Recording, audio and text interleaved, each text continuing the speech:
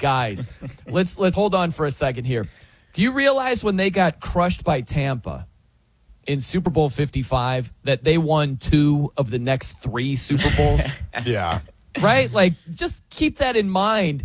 I know they got squashed, but to think, like, Mahomes just sucks going forward, like, what are we doing? There's been far too much of that over the week where it's just, oh, my gosh. They make it sound like they'd be lucky to win 10 games and challenge for the AFC West. It's like they've been in the AFC title game 7 straight years. Why are people just willingly selling their Chiefs stock? I'll buy it, man. I think this is the time to buy some stock. I'm with you. I am 100% with you. The same way Jalen Hurts was undoubtedly motivated by the Super Bowl loss to the Chiefs, I think Patrick Mahomes shares a similar ferocity after a game like that because it wasn't his fault. It really wasn't. Now, I understand he threw interceptions, but when you are under that level of duress throughout the course of a football game, you don't have very many good options. And I actually appreciate a quarterback who kind of goes for it in a game like that. Nothing was going well for the Chiefs. Patrick Mahomes was under consistent pressure, and it wasn't because he was making poor decisions or patting the ball in the pocket and he was too slow. Nobody was getting open, and his offensive linemen were getting individually beat and giving up a tremendous amount of pressure. And so when that happens, you have to force a couple of bad throws to try to make something, to try to turn the tide, to try to grab a chunk play, to try to make something explosive happen. And like you said, Brian, this isn't the start of a decline. This was a really bad game in a really bad moment, which every single great player in the history of literally every sport has played a real bad game in a real bad spot. It's a part of being an athlete. It's the reason why we love sports, because there are no predictable outcomes. Now, you may say, well, when the officials are in the Chiefs' pockets, there are. It's like, okay, if that were true, then the Chiefs would have won the Super Bowl, but they didn't. So that narrative falls on deaf ears now. Here's the reality, Brian. And Jared, I know you feel similarly about the Chiefs. It really is like until proven otherwise. This is right now the bar. They're setting the bar in the NFL, and those who can scrape up underneath it, well, they'll be in contention in the AFC. But the Chiefs, they've set the bar. Yeah, and I think you get to this point in Mahomes' career, and like, what are we talking about here? It's the overreaction to one game, but then you get to, okay, well, what are the Chiefs going to be next year? Probably the same team. Mm-hmm. They're going to be a team that doesn't dominate the regular season because they don't need to, and they're going to be a team that shows up in January, and they're the same nails defense with a great elite Hall of Fame quarterback that they've always had.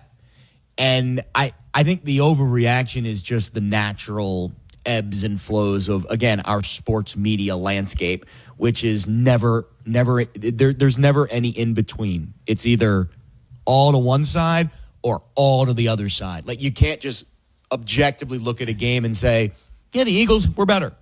The Eagles were the best team in the NFL this year, best roster in the NFL. Probably should have been favored in the game. But they weren't, because Mahomes is God.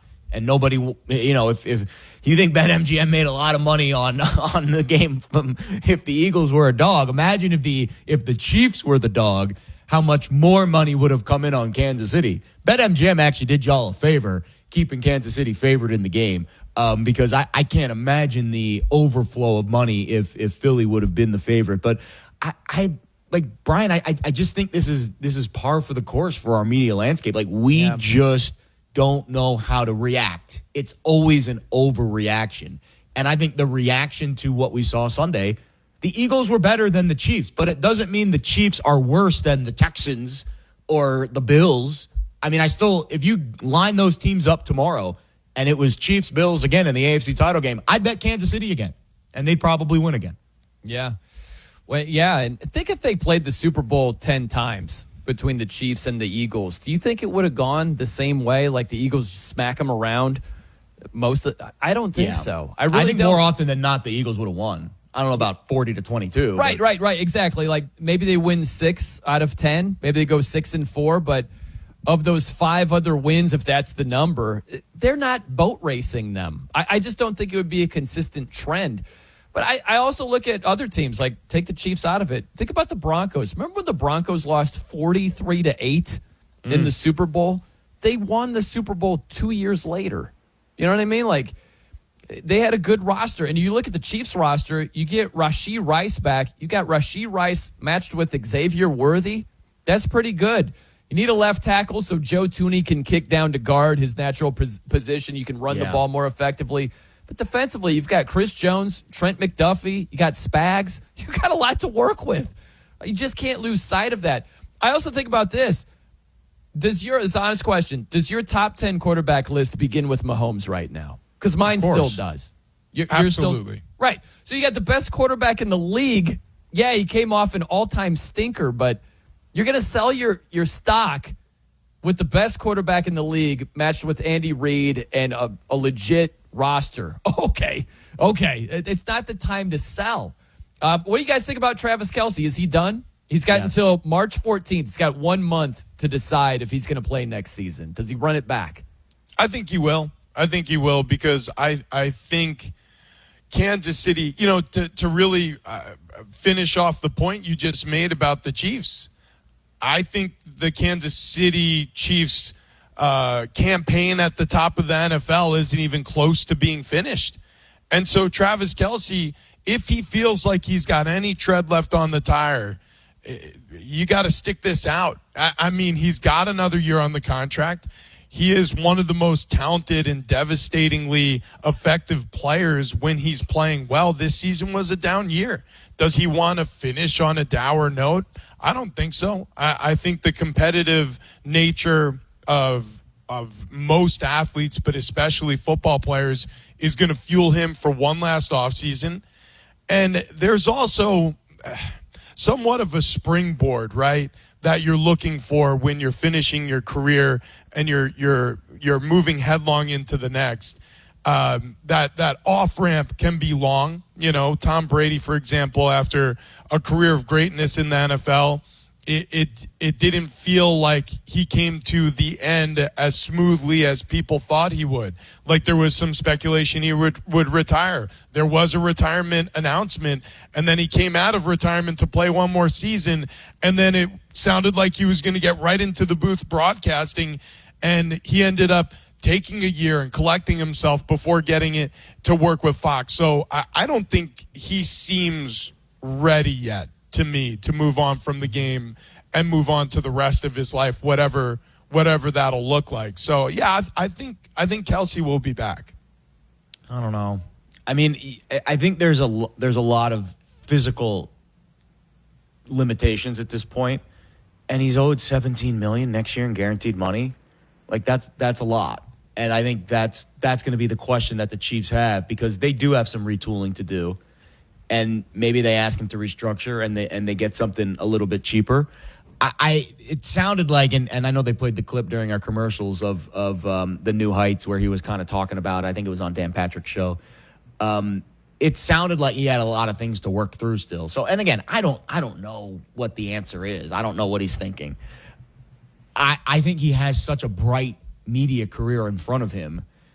Like, at what point do you say, okay, physically I'm not the same player that I was, and obviously I can't compete at that level anymore, but I can still make a lot of money doing a lot of other things. It'll be a very interesting decision. I do think if he does stay, the Chiefs have to figure out a way to restructure in some. I don't think you can have $17 million on the cap for a tight end who's over the hill. I think that's a lot.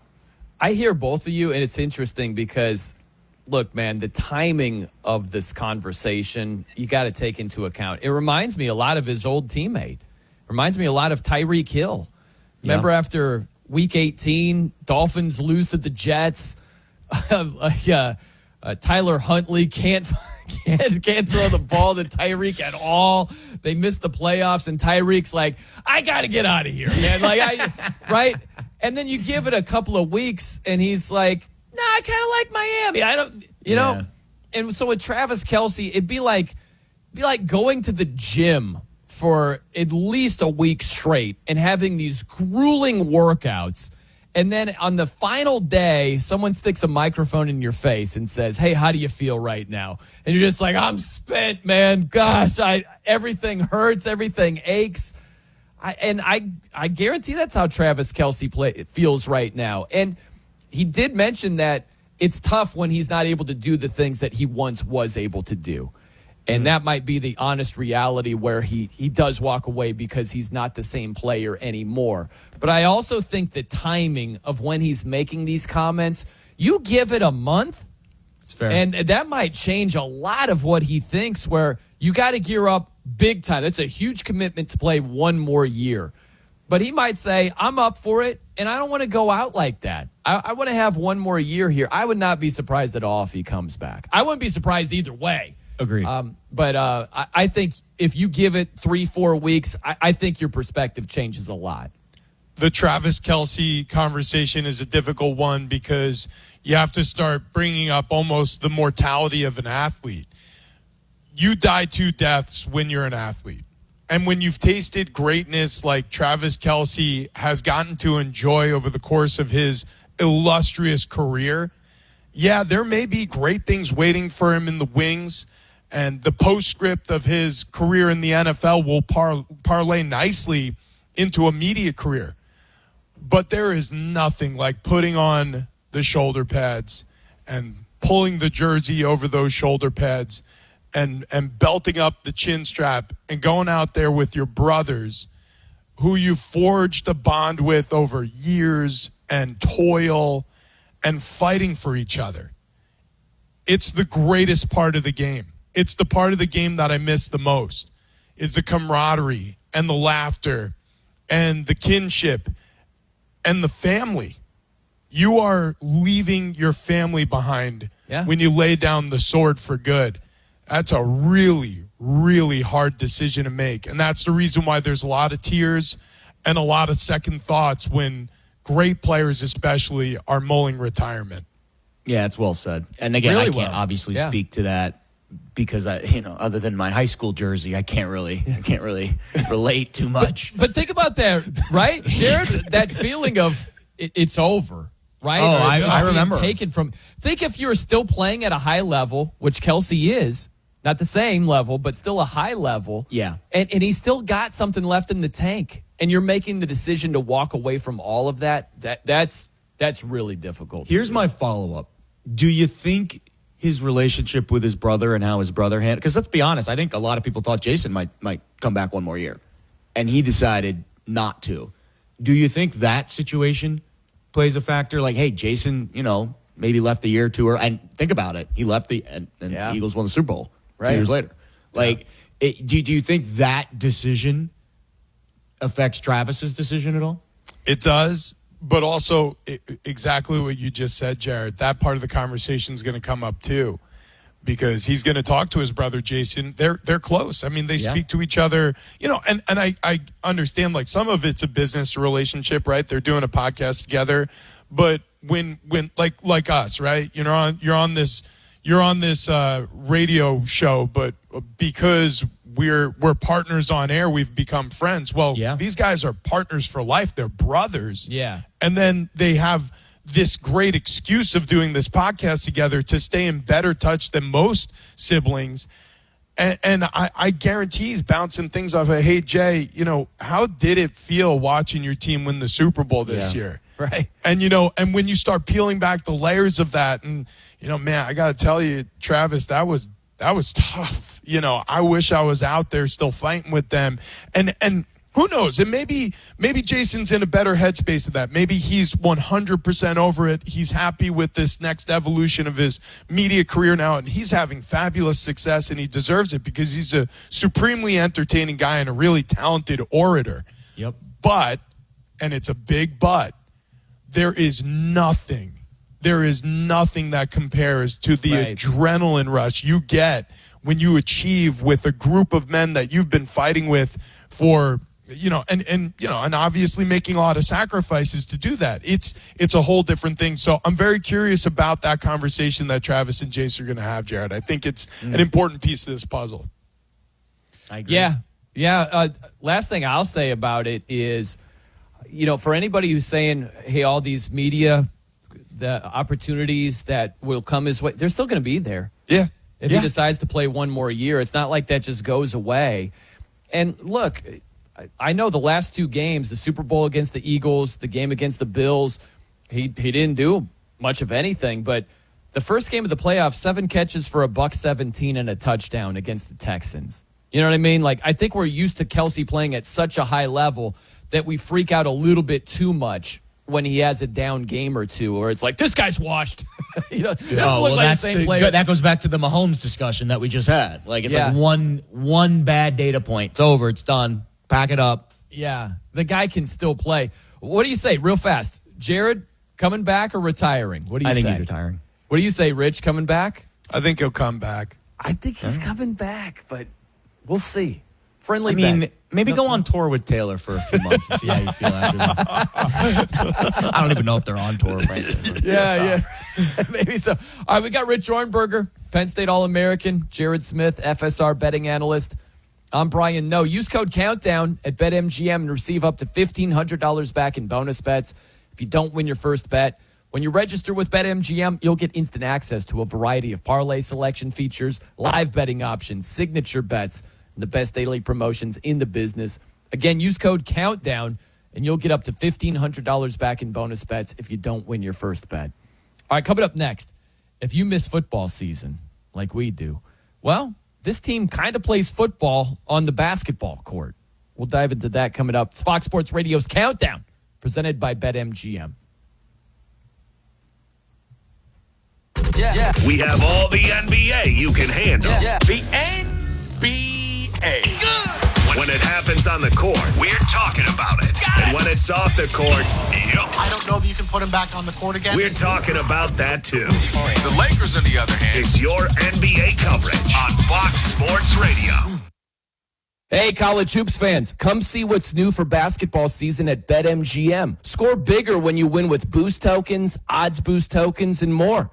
Even if your bet doesn't hit, we've got you covered with no sweat tokens. And that's not all. Sign up with BetMGM today, and you'll have access to countless B-ball betting options, including new-look same-game parlays, teasers, live bets, and so much more. Hit the court with BetMGM this season and get in the action. BetMGM and GameSense remind you to gamble responsibly. See BetMGM.com for terms. Most U.S. promotional offers are not available in Mississippi, New York, Nevada, Ontario, or Puerto Rico. Gambling problem? Call 1-800-GAMBLER. Available in the U.S. For New York, call 877-8-HOPE-NY or text HOPE-NY 467-369. For Arizona, call 1-800-NEXT-STEP. For Massachusetts, 1-800-327-5050. For Iowa, 1-800-BETS-OFF. For Puerto Rico, 1-800-981-0023. In partnership with Kansas Crossing Casino and Hotel. Oh, could this vintage store be any cuter? Right? And the best part? They accept Discover. Accept Discover?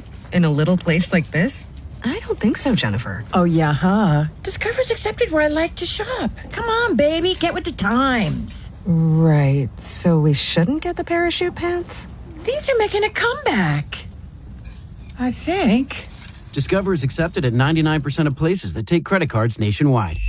Based on the February 2024 Nielsen report. Why choose a Sleep Number smart bed? Can I make my side softer? Can I make my side firmer? Can we sleep cooler? Sleep Number does that. Cools up to 8 times faster and lets you choose your ideal comfort on either side. Your Sleep Number setting. And now save 50% on the new Sleep Number limited edition smart bed. Plus free home delivery. Ends President's Day. Exclusively at a Sleep Number store near you. Learn more at sleepnumber.com.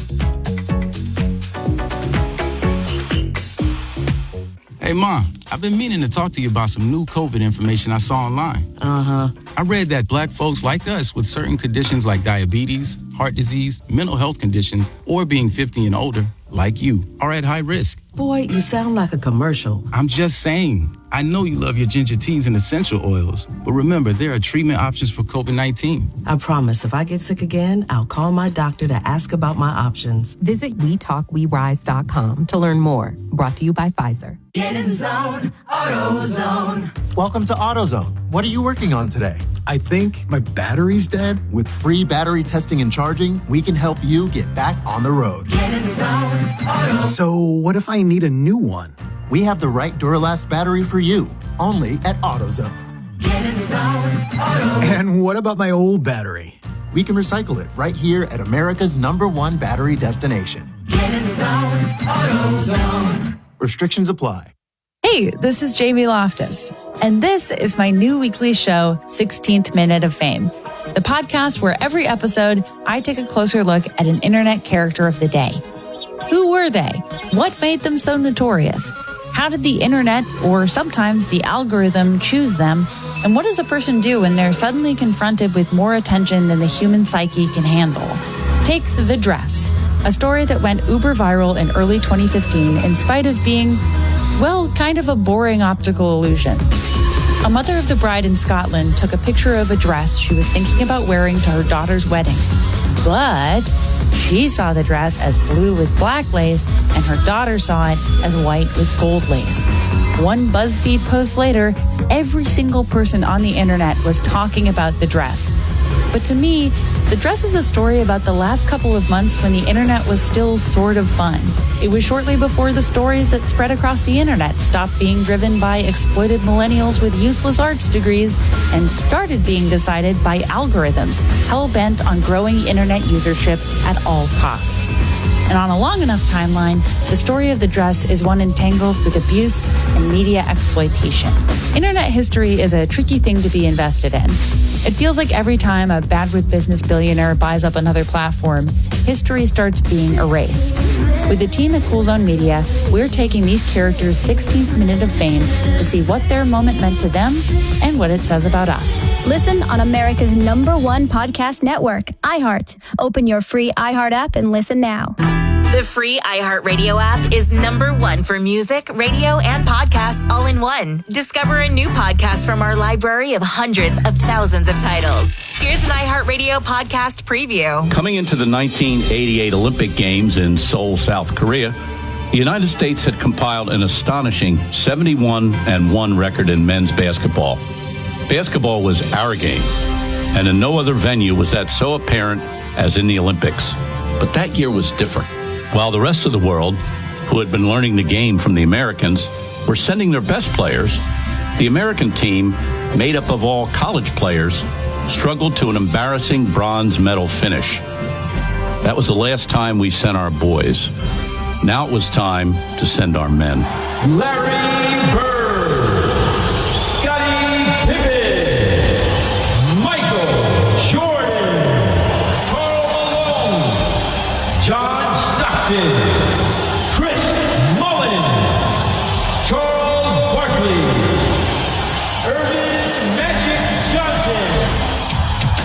The Dream Team tapes. Listen and follow this podcast for free on the iHeartRadio app. #1 for music, radio, and podcasts, all in one app. You listen at all hours of the day. We're live and local in your eardrum. Yeah. You even have your favorites. I've always listened to the show. Some of you even like to express your love through a tweet. A tweet from Drew. Or a call. I think you guys do an incredible job. It's a great thing. You guys do a good job. Y'all are killing it on Fox Sports Radio. There are so many reasons why you listen to us. And for that, we say thank you. Thanks so much. Thank you for all the love you continue to show us. This is Fox Sports Radio. The most fearless voice in sports is on FS1. The one and only Colin Cowherd is bold, unique, and outspoken. Wow. You can see him on The Herd, weekdays at noon Eastern on FS1 in the Fox Sports app.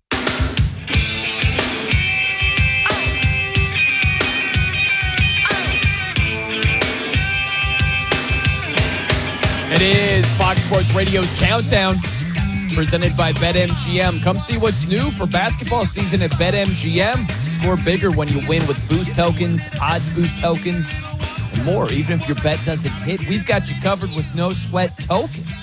And that's not all. Sign up with BetMGM today, and you'll have access to countless basketball betting options, including new look same-game parlays, teasers, live bets, and so much more.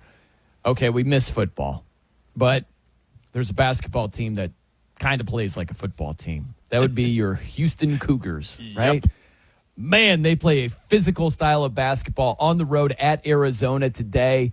And Houston, they are 2.5-point road favorites. How about that right there? But if you love physical basketball, and you love defense, Houston is your squad because they get after it in both categories. Yeah, the Cougs taking on the Cats. Wildcats haven't lost in their home arena yet this season, so being road favorites, it's quite the statement. But like you said, Houston dictates how these games go. Kelvin Sampson's team is an incredibly stifling defensive squad. And then also, if you look at their offensive numbers, they're not gaudy, but it's because of this reason. They like to dribble and pass.